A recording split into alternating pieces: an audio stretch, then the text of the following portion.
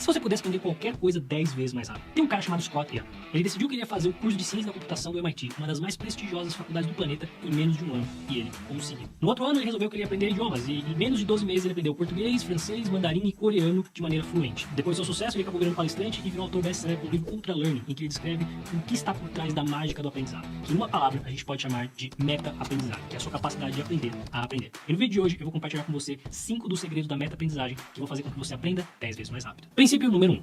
O que torna um chefe de cozinha um chefe de cozinha? Tem um monte de gente que cozinha pra caramba a vida inteira e, no entanto, consegue fazer uma gororoba que nem o cachorro tem vontade de comer. Tem gente que até consegue fazer uma comida decente, mas no final do dia você há de concordar comigo que um chefe de cozinha tem um nível de entrega muito maior do que a maior parte das pessoas. Então, não se trata do quanto você cozinha, não se trata de quantas receitas você conhece, se trata de algo mais. O que torna um chefe de cozinha diferente é o controle que ele tem da temperatura, seja no forno, seja na frigideira, o domínio que ele tem sobre os métodos de cocção, é a capacidade dele de combinar sabores, é o uso de técnicas de desossar, de fatiar, de cortar, de um monte de outras coisas. O que diferencia um chefe de cozinha é o domínio que ele tem sobre os fundamentos.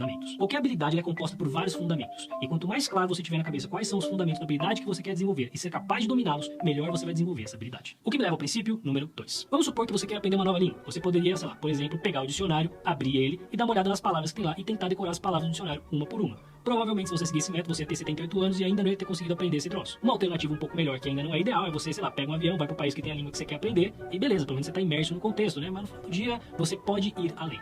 Porque ali você vai ter o conhecimento local, o conhecimento específico, mas você não vai ter o conhecimento estrutural, que é o que faz toda a diferença no aprendizado. Se você pegar o português, por exemplo, você sabe que se um troço termina em R, provavelmente esse troço é um verbo. Se você pegar a maior parte das línguas do planeta, elas são divididas entre sujeito, verbo e predicado. Um cara foi lá, fez alguma coisa e esse foi o resultado.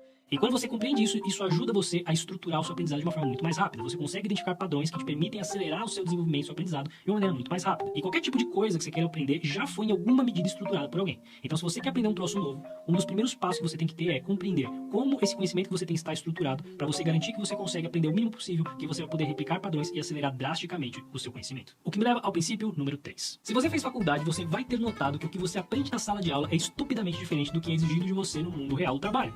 O que é uma coisa muito curiosa, porque afinal de contas a faculdade ela serve em teoria para preparar você para o mercado de trabalho. Quando você chegar no mercado de trabalho, o mercado fala para você, então a gente quer um troço totalmente diferente do que você aprendeu.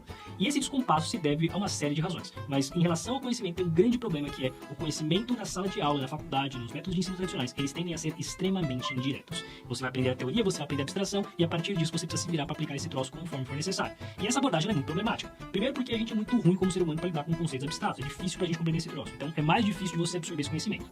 Não só isso, ainda que você absorva, você vai ter mais dificuldade de colocar isso em prática na hora do vamos ver, porque você não foi exposto aos casos concretos de maneira adequada. E além de tudo isso, esse caminho pode te levar a aprender um monte de coisa inútil que não serve pro seu objetivo para começo de conversa, que é o que acontece na maior parte das universidades. Você vai aprender um monte de matéria que não tem utilidade praticamente nenhuma, mas enfim, tá na grade curricular, você lá, tem que estudar. E o caminho para resolver isso é quando você for estudar alguma coisa, é você buscar a aplicação mais direta possível. Você quer aprender marcenaria?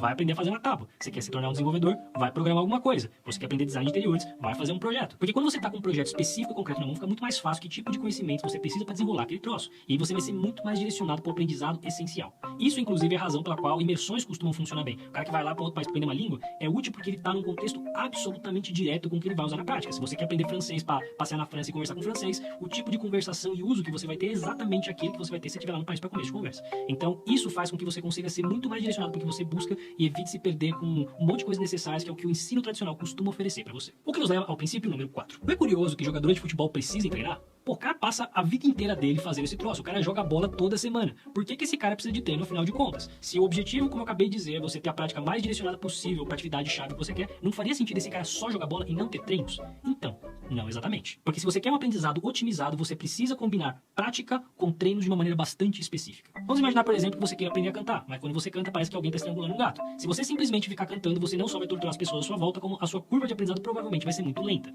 O que você precisa fazer é, junto com a prática, que você vai poder identificar como é que você está, combinar isso com treinos de quais são as suas maiores disfunções. Talvez o grande problema seja que você é um cara desafinado. Talvez o problema seja que alguma técnica vocal tá falhando. Talvez o problema seja que o seu pulmão tá fraco pra caramba, você precisa melhorar esse troço. Seja lá o que for, quando você combina prática com treino, você consegue colocar na realidade como é que você tá na desenvoltura daquela habilidade e com o treino desenvolver os seus pontos mais fracos. Claro que só funciona se você efetivamente treinar os pontos que você não está bom. Não adianta nada você ficar treinando as coisas que você já é bom, simplesmente para massagear o seu ego. O objetivo é justamente você pegar sempre naquele 20-80 em que você vai conseguir o maior resultado em cima das suas maiores deficiências. Se você tiver coragem de fazer isso, você vai acelerar estupidamente o seu aprendizado. O que me leva ao princípio número 5. Você provavelmente não lembra de metade das coisas que você aprendeu na escola, o que é revoltante considerando o tanto de tempo que você passou na escola. Mas mais do que isso, a mágica do aprendizado, ela tá justamente em quando você consegue passar o seu conhecimento de curto prazo num troço de longo, aquele troço fica preso na sua cabeça. Sei lá, você não esquece o significado das palavras em português. Você sabe que isso é uma ponte, isso é um gato, isso é uma menstruação que não está atrasada.